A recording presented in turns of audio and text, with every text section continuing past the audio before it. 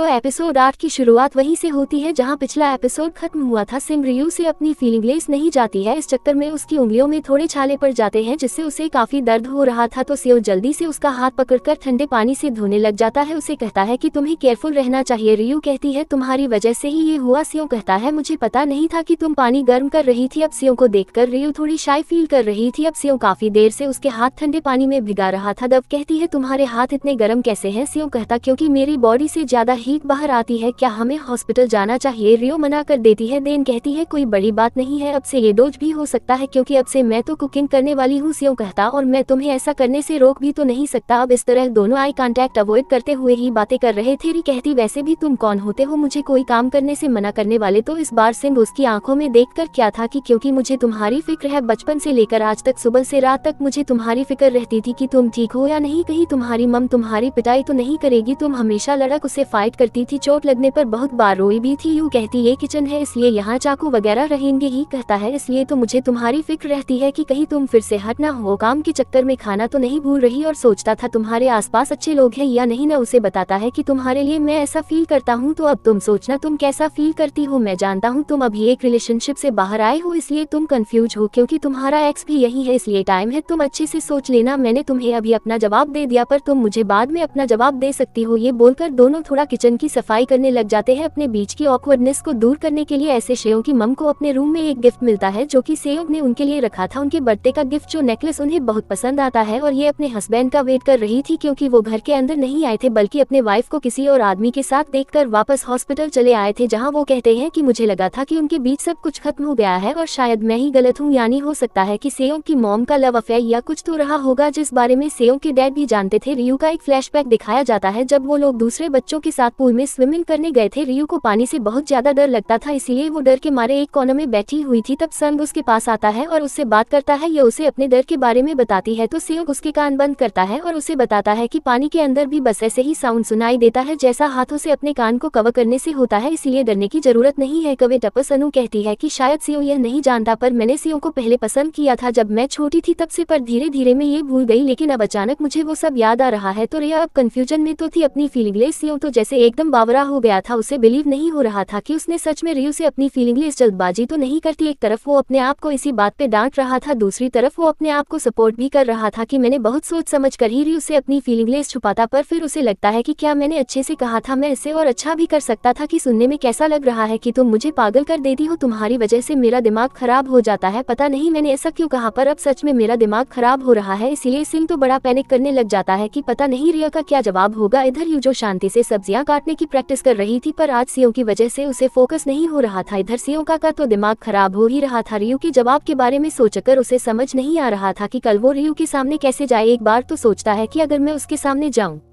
ही नहीं बदन कहता कि फिर मुझे उसका जवाब कैसे पता चलेगा, क्या वो सो गई होगी। पर्दा हटाकर खिड़की से उसे देखने जाता है। लाइट्स तो ऑन थे पर खिड़की और पर्दे बंद थे इसलिए वापस से अपने रूम के चक्कर लगाने लग जाता है। इसके बाद इधर रियू खिड़की खोलती है और सियो को बुलाने के लिए उसकी खिड़की पे पत्थर मारने जाती है पर फिर वो भी कंफ्यूज हो जाती है कि वो सियो से कैसे बात करे, इसलिए विंडो बंद करके पर्दे लगा देती है। तो संग से भी रहा नहीं जा रहा था कि आखिर रियू क्या कर रही होगी, लाइट्स ऑन है मतलब अभी तक सोई नहीं। ये बोलकर फिर से उसे देखने के लिए विंडो ओपन करता है पर तब रियू ने विंडो बंद कर दिया था। अब हमेशा से रिया जब कंफ्यूजन में होती थी तो वो सियो से ही बातें करती थी पर अब सियो की वजह से ही वो कंफ्यूजन में है, इसलिए उसे समझ नहीं आ रहा था कि वो सिंह से कैसे बात करे। दोनों बार बार विंडो खुलकर एक दूसरे को देखने जाते हैं। इनकी टाइमिंग बिल्कुल भी सही नहीं होती। जब सिंह विंडो ओपन करता है तब तक रियो ने विंडो बंद कर दिया था और जब रियो विंडो ओपन करती है तब तक सिंह ने विंडो बंद कर दिया होता है, इसलिए बहुत देर तक इनका ऐसा ही चलता है। सियो को तो टेंशन में पूरी रात नींद भी नहीं आती। सुबह सियो की मम उसे नेकलेस पहन कर दिखाती है। मम को तो बहुत ही अच्छा लगा था इसलिए वो उसे थैंक यू कहती है। सियो कहता अगली बार मैं इससे भी अच्छा आखिर गिफ्ट दूंगा। तभी सियो के डैड वापस आ जाते हैं। सिंह उन्हें कहता था कि कल मॉम का बर्थडे था। डैड कहते हैं कि हॉस्पिटल में इमरजेंसी केस था इसलिए मुझे जाना पड़ा। तो सियो साथ में खाना खाने का कहता है लेकिन डैड कहते हैं कि वो बहुत थक गए हैं इसलिए वो रेस्ट करने जा रहे हैं, जिससे सियो को समझ आ रहा था कि मॉम डैड के बीच कुछ तो सही नहीं चल रहा। इधर यू कुकिंग क्लास जाने के लिए और सिंह से मिलने के लिए अच्छे से तैयार होती है और सिंह से बात शुरू करने के लिए उसका टाई ले जाती है। जब सिंह ने इसे दिया था जब इसके नाक से खून निकल रहा था तो वो टाई को लेकर निकल निकलने ही वाली थी, पर फिर उसे अपने ड्रेस का ख्याल आता है। इधर दमजीत सिंह भी अपने ऑफिस जाने के लिए निकलता है। अब दोनों ही थोड़ा शर्मा रहे थे तो सिंह उसे पूछता है कि कल तुम्हें अच्छे से नींद आए। अब रियू को भी नींद नहीं आई थी, पर वो बहाना कर देती है कि आराम से सारी टेंशन बुलाकर सोई थी। योन से पूछने पर वो भी कहता है हाँ, मैं भी रात को बेड में सोया, और अगले ही सेकंड में जैसे सुबह हो गई। तो ऐसे ही दोनों अजीब बहाने बनाने लगते हैं। तभी रियू से उसका टाई लौटा है। सियो कहता है आई विश अगर तुमने ये मुझे अभी नहीं लौटाया होता। रीजन पूछने पर सियो कहता है मुझे लगा कि जब मैं मरूंगा तब ये टाई पहनाकर मुझे दफनाया जाएगा। यह कहती पागल हो क्या, तुम मरने की बात कहाँ से आए, अभी तो हमें 100 साल तक जीना है। योन पूछते हैं हम दोनों साथ में, कहती है नहीं वो गलती से निकल गया। रिव कहती है कि मेरा मतलब था कि अच्छे से हेल्दी रहकर शादी वगैरह करके अच्छे से रहेंगे। सियो हंसते हुए कहता है कि मुझसे। रिव कहती है पता नहीं शायद मैं आज सही से बोल नहीं पा रही, और जहाँ तक मेरे जवाब की बात रही क्या मैं तुम्हें वो बात में बता सकती हूँ। सियो कहता है हाँ, अच्छे से सोच समझकर अपना जवाब देना। कहती है मतलब जवाब देने का कोई एक्सपायरी डेट नहीं है। सियो कहता है एक्सपायरी डेट ना होना थोड़ा अनफेयर होगा। यह कहती है फिर एक आइडिया है। यह उसे कन्वीनियंस स्टोर ले आती है और यहाँ किसी एक चीज को सिलेक्ट करने के लिए कहती है उस चीज का जितना एक्सपायरी डेट होगा उतना टाइम रियू को चाहिए अपना जवाब देने के लिए। तो सेयोंग सबसे जल्दी एक्सपायर होने वाली चीज ढूंढने लगता है और उसे 1 साल 2 साल 3 साल वाले एक्सपायरी डेट के चीज मिल रहे थे, इसलिए सिंह तो इन्हें देखकर ही मना कर देता है। तो रियू से इंस्टेंट राइस के बारे में पूछती है, पर उसका एक्सपायरी डेट तो 6 महीने और 8 महीने बाद था, इसीलिए सिंह उन्हें भी मना कर देता है और रेफ्रिजरेटेड फूड दिखाता है क्योंकि फ्रिज में रखने वाली चीजें जल्दी एक्सपायर होती है। देव कहती क्या बस इतना ही टाइम मिलेगा अच्छे से सोचने के लिए। सियोन कहता है तुम कितनी गहराई से सोचती हो वो जरूरी है, बाकी टाइम में क्या रखा है, चाहो तो तुम अभी ही सोच सकती हो। तो रिया योगर्ट चूज करती है क्योंकि उसकी एक्सपायरी डेट बाकी चीजों से थोड़ी बाद में है। सियो कहता है मिल्क कैसा रहेगा क्योंकि मिल्क सबसे जल्दी एक्सपायर होता है। रिया